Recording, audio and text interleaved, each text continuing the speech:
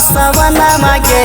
टंगरी में टंगरी फसैल को पासवनमा गे आगे भरल पे चटरिया डालल कवाही रनमा गे आगे भरल पे चटरिया डालल कवाही रनमा गे आगे दर्द से छछन गेलौ सौ से बदनमा गे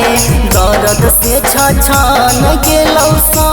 से बदनमा गे आगे भरल पे चटरिया डालल कवाही रनमा गे आगे भरल पे चटरिया डालल पासवनमा गे आगे भरल पे चटरिया डालल कवाही रनमा गे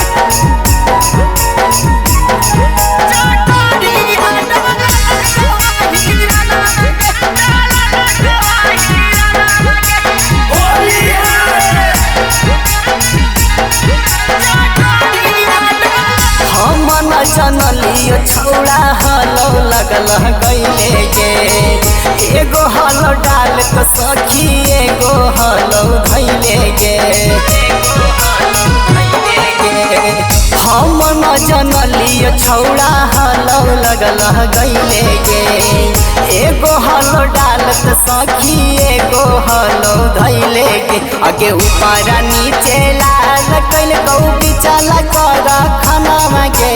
ऊपर नीचे लाल कैल गौ बिचला कर खाना गे आगे भरल पे चटरिया डालल कवाही रनमा गे आगे भरल पे चटरिया डालल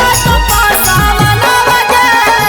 आगे भरल पे चटरिया डालल कवाही रनमा गे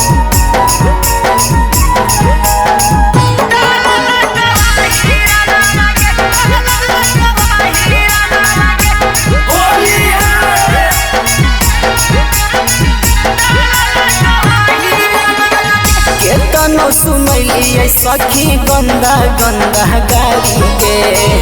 दोनों छौड़ा मिल के डालल को पारा पारी गे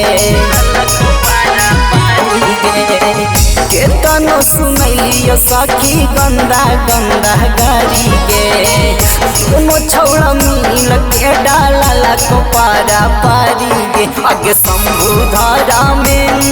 कैले हाल पहलनमा गे आगे मनीषा धीरा